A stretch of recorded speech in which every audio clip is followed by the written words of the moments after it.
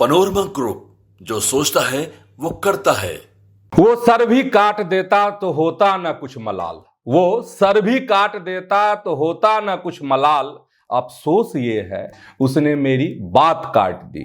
हालांकि हम मिले थे बड़ी मुद्दतों के बाद, औकात की कमी ने मुलाकात काट दी। नमस्कार, आप देख रहे हैं न्यूज हार्ट।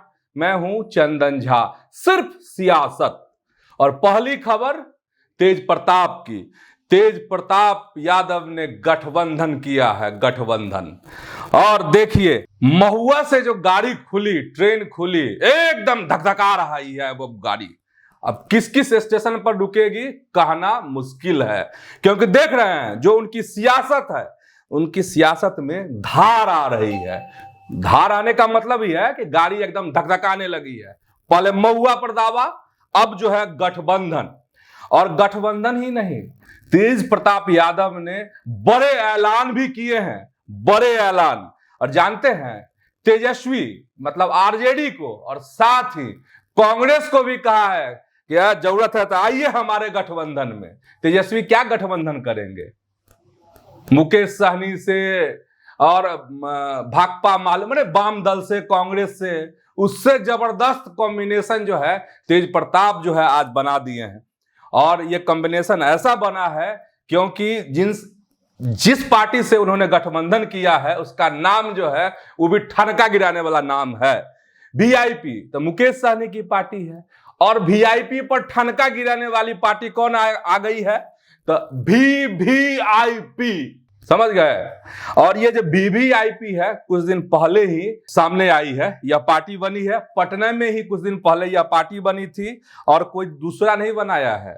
मुकेश सहनी के करीबी, उनके साथ रहने वाले जो है, उन्होंने ही पार्टी यह बनाई है, वीवीआईपी। प्रदीप निषाद, मतलब समझ ही गए होंगे आप कि एकदम किस तरीके से सियासत जो है अब तेज प्रताप की तेज दौड़ने लगी है।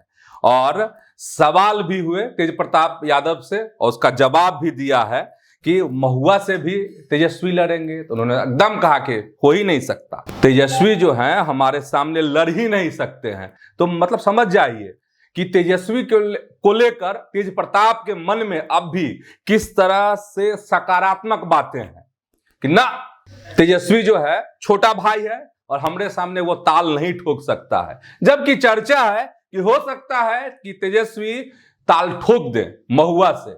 चलिए क्या होता है तो बाद की बात है, लेकिन एक बड़ा गठबंधन, मतलब तेज प्रताप के अनुसार बड़ा गठबंधन वह खड़ा करने की कोशिश में लग गए हैं। तो वीवीआईपी के साथ उनका जो है चुनावी गठबंधन हो गया। आमंत्रण हम बता ही दिए, आमंत्रण दे दिए हैं आरजेडी को भी और कांग्रेस को भी कि हमारे अलायंस में आ जाइए। तो ये मजेदार है अलायंस वाली बात। तो ये तेज प्रताप की जो गाड़ी है, सियासी गाड़ी, वह अब तेज दौड़ने लगी है। वैसे भी तेज प्रताप ने कहा भी है कि जो टीम तेज प्रताप है उसके बैनर तले बिहार का कोई भी युवा किसी भी सीट पर अगर चाहता है तो दम ठोक सकता है, दांव लगा सकता है, और तेज प्रताप उसके लिए एकदम अग्रसर रहेंगे, उन युवाओं की मदद करेंगे। तो पहले से ऐलान वाली बात है। नई बात यही कि उन्होंने गठबंधन कर लिया। अब तेज प्रताप की बात को यही खत्म करते हैं। अब चलते हैं दूसरी खबर की तरफ। और जो दूसरी खबर है ना, वह है आपको नई वोटर लिस्ट को लेकर। और चुनाव आयोग का एक बयान आया है और उस बयान के मुताबिक कितना हाई तौबा मचा। दिल्ली में अब भी हाई तौबा मच रहा है संसद में कि ये हो वो हो, इस पे चर्चा हो, लोकसभा में चर्चा हो, राज्यसभा में चर्चा हो। और बिहार में भी किस तरीके से बिहार बंद करवाया गया था, क्या क्या नहीं हुआ था। हर दिन लगातार जो है प्रेस कॉन्फ्रेंस आयोजित की जा रही थी तेजस्वी यादव के द्वारा। सोशल मीडिया की तो बात ही छोड़ दीजिए। तो कितना हाई तौबा मचा था उस वक्त में। लेकिन जो चुनाव आयोग की जानकारी है और जो चुनाव आयोग ने बताया है कि महागठबंधन से, इंडिया अलायंस से किसी भी दल ने, चाहे वो आरजेडी हो या कांग्रेस हो, इलेक्शन कमीशन के पास किसी भी तरह की आपत्ति दर्ज नहीं कराई है। ये सवाल है।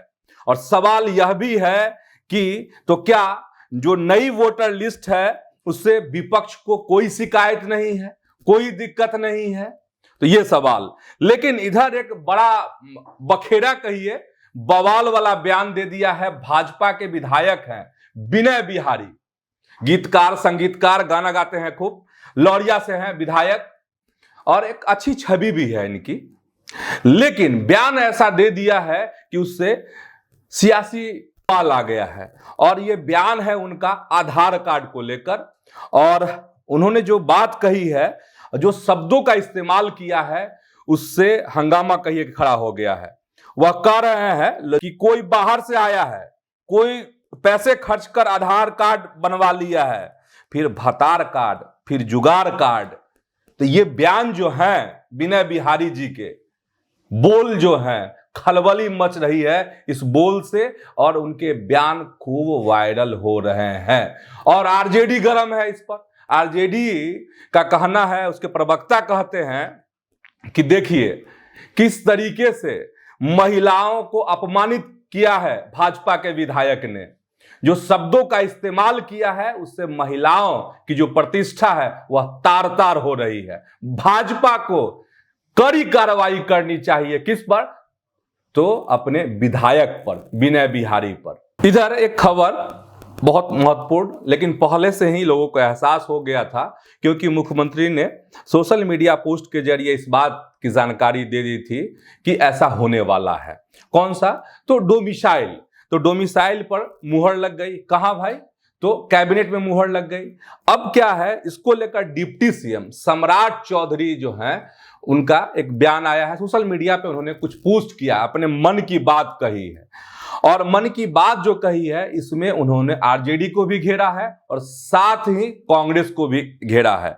और इसलिए घेरा है क्योंकि लगातार आप अगर तेजस्वी यादव के बयान पर गौर करेंगे तो तेजस्वी यादव कह रहे हैं, आज भी कहा है उन्होंने डोमिसाइल वाले पे, कि ये क्या था, ये तो हम रास्ता दिखाए थे, हमने वादा किया था, बस उसकी नकल है। इसी पर सम्राट चौधरी ने कहा है कि एक जो दोनों पार्टियां हैं वो आरजेडी और कांग्रेस, एक जो है क्रेडिट खोर है तो दूसरा क्रेडिट चोर है।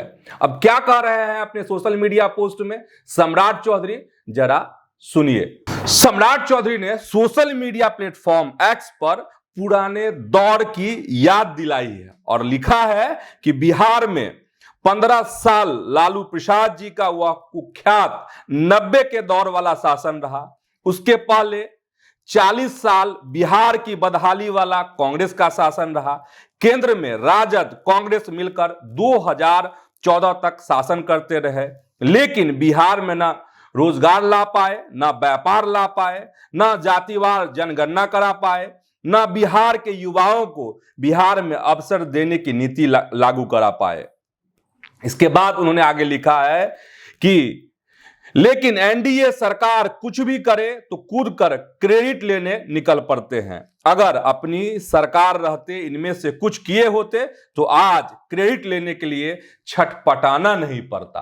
तो मतलब यह है कि कांग्रेस तो है ही, तेजस्वी को तगड़ा जवाब दिया है। कौन? तो सम्राट चौधरी ने।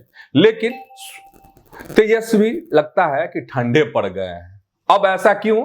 क्योंकि जो इलेक्शन कमीशन के सामने शिकायत करनी थी, दावा आपत्ति करनी थी, वह अब तक जो है महागठबंधन की तरफ से नहीं किया गया है। और इसी से सवाल यह भी उठ रहा है कि क्या वोटर रिवीजन के मसले पर जो प्रारूप का प्रकाशन हुआ है मतदाता सूची का, उस पर ठंडे पड़ गए हैं तेजस्वी?